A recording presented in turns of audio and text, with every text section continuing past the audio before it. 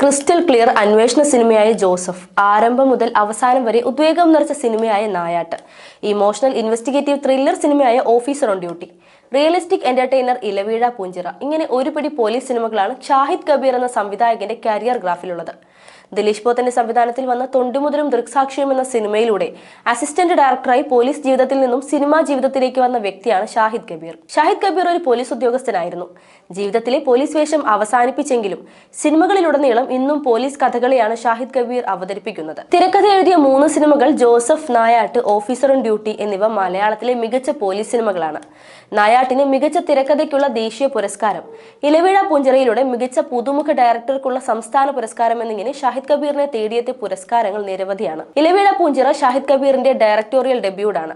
ഈ സിനിമ അതിന്റെ കഥാഗതി കൊണ്ടും കാസ്റ്റിംഗ് കൊണ്ടും ഏറെ ശ്രദ്ധിക്കപ്പെട്ടിരുന്നു.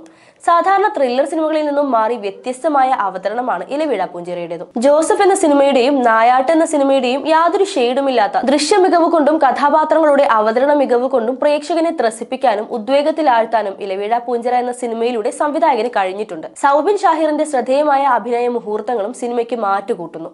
2025 റിലീസ് ചെയ്ത ഓഫീസർ ഓൺ ഡ്യൂട്ടി കുഞ്ചാക്കോ ബോബന്റെ അഭിനയ മികവ് മാത്രമല്ല, ഷാഹിദ് കബീർ എന്ന തിരക്കഥാകൃത്തിന്റെ അവതരണ മികവും ചർച്ച ചെയ്തു. ഈ സിനിമയിൽ സ്റ്റൈലിസ്റ്റിക് വില്ലന്മാർക്കൊപ്പം കുഞ്ചാക്കോ ബോബൻ മികച്ച പെർഫോമൻസ് ആണ് കാഴ്ചവെച്ചത്.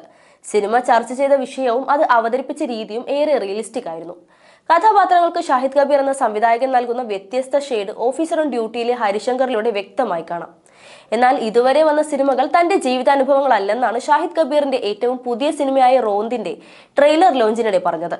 റോന്ത് തന്റെയും സുഹൃത്തുക്കളുടെയും അനുഭവങ്ങൾ നിറഞ്ഞതാണെന്ന് അദ്ദേഹം കൂട്ടിച്ചേർത്തു. റോഷൻ മാത്യു, ദിലീഷ് പോത്തൻ എന്നിവർ പ്രധാന കഥാപാത്രങ്ങളെ അവതരിപ്പിക്കുന്ന സിനിമയിലെ ട്രെയിലർ ഒരു ത്രില്ലർ ജോണറിലുള്ളതാണെന്ന് ജനിപ്പിക്കുന്ന ഫീലാണ് നൽകുന്നത്. ജൂൺ 13 റിലീസ് പ്രഖ്യാപിച്ചിരിക്കുന്ന സിനിമ റോഷന്റെയും ദിലീഷിന്റെയും പ്രകടനം കൊണ്ട് ഏറെ ശ്രദ്ധിക്കപ്പെടുമെന്ന് ഉറപ്പാണ്. കഥയും കഥാഗതിയും മാത്രമല്ല, അവതരണവും ഷാഹിദ് കബീറിന്റെ കയ്യിൽ ഭദ്രമാണെന്ന് ഇലവീഴ പൂഞ്ചിറയിലൂടെ വ്യക്തമായതാണ്.